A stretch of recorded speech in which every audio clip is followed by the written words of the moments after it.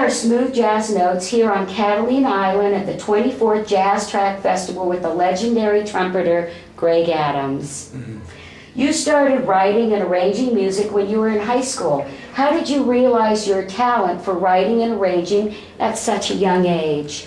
Well, I always had a knack for it. You know, I went to band camp as a young kid every summer, so I learned the theory of music. And I learned how to play, and you know, it just came naturally to me. I had a great high school band teacher who let me experiment with the jazz band, and I learned my writing chops from that. And by the time I was in junior in high school, I was writing for my high school jazz band, and so it was my kind of my own little laboratory. And so we won contests and stuff like that. And so I was going to go to Berklee School of Music, but after I graduated high school, this little bar band from Oakland, California called Tower of Power, they called me and said, would you like to come and be in the band? We have an opening on trumpet. And they were just recording their first record, which I can say is our first record, East Bay Grease. So I skipped school and went to the University of Tower of Power. And so I had an immediate opportunity to arrange for a recording outfit, and so I really got hands-on experience.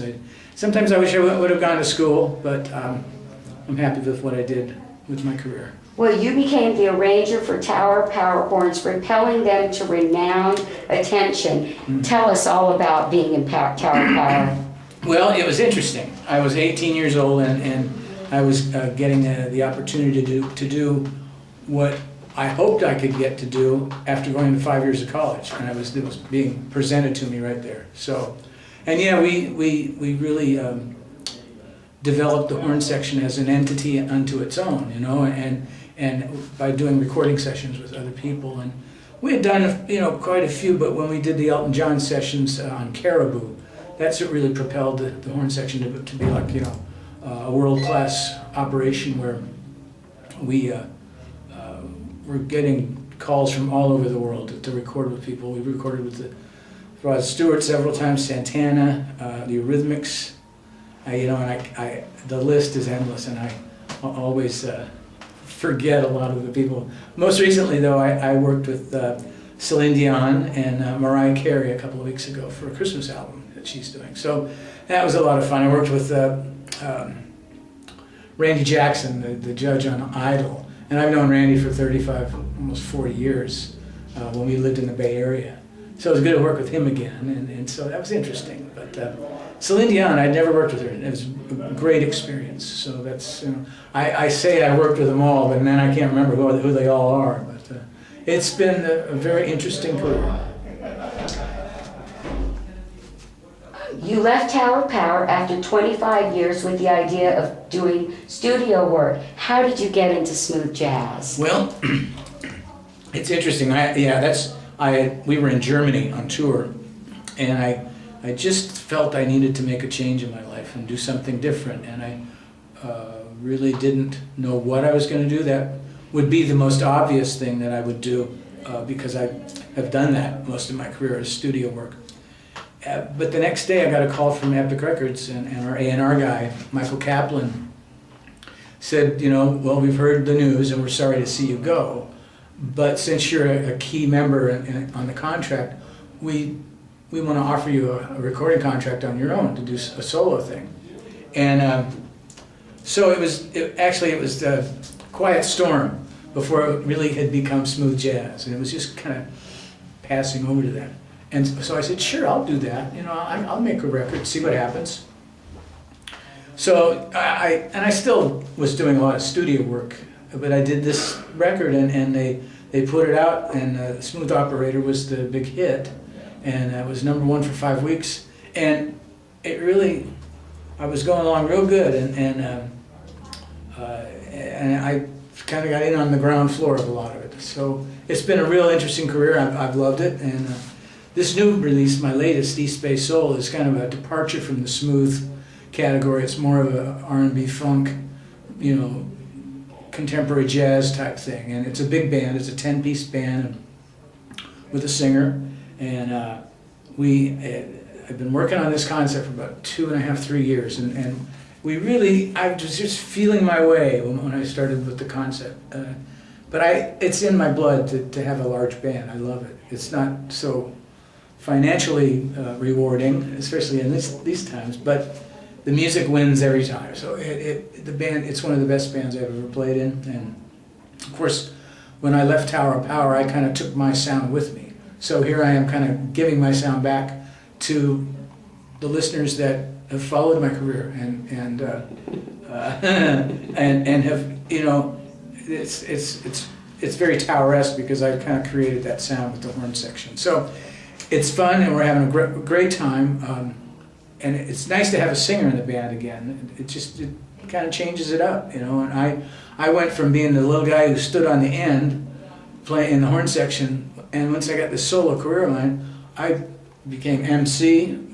You know, I was like almost became a lead singer and didn't sing, but I mean, I was the lead character in this play on stage, and so I kind of came out of my shell, and I never really thought I'd be that kind of a guy. But I really enjoy talking to the audience, and I enjoyed sharing stories that I've, you know, been around and involved in on the road for so many years that I've been on the road. And I do the little thing on my Facebook, East Bay Soul Facebook page called Sunday Short Stories, and they've really become something. I've got very popular. Yeah, kind of a cult following, and we've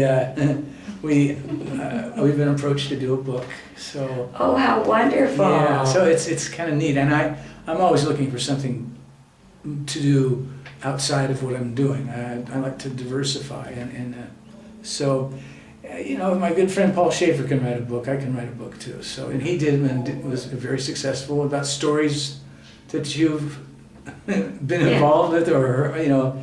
And there's some great ones out there. There's a lot of. I tell my wife Andrea that some of them I can't tell till they're dead. You know, I don't want to be hurtful or spiteful, but you know, but.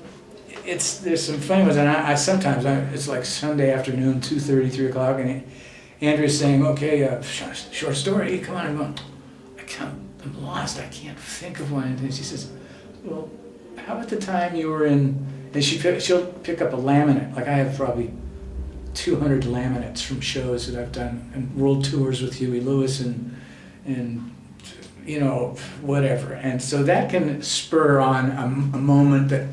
Oh yeah, I remember the time we were in Tokyo and we got on the wrong train and ended up not where we were supposed to be, or you know, stuff like that. It kind of you know, spontaneously brings it all back, and I just kind of sit down at the computer and let it go, you know. So it's a lot of fun. So times are pretty testing right now, but I'm still doing okay, you know. So can we expect another CD from East Bay Soul? You know, I think so. We're going to see where this one keeps going. It's going well, and we just released a fourth single. It's starting to do real well at radio, and we're happy to have 4 singles off of it. You know, it's kind of funny about doing a next CD. You know, it's such a with the digital downloads and all that kind of stuff, the manufacturing of the CD. On one hand, since I'm my own record company, we sell product, you know, the CD at the shows, which is a great, helps income. It defrays the cost of hotels or air flights or, you know, whatever. And we just noticed that Paul Brown just put out a new record, and he has not manufactured a product. It's all download. So the cost of making a record, and he has a studio in his own home, so his overhead's low. It kind of sounds like, but see, I'm such a traditionalist that I like to see and feel and read the liner notes and that kind of stuff. And I know that that's probably going to be all digital. You can buy the liner notes when you buy the download, or you don't have to buy that. You know, just put it on your iPod and you're gone. You're good to go. But the physical act of recording, yeah, I would like to do something more with this band.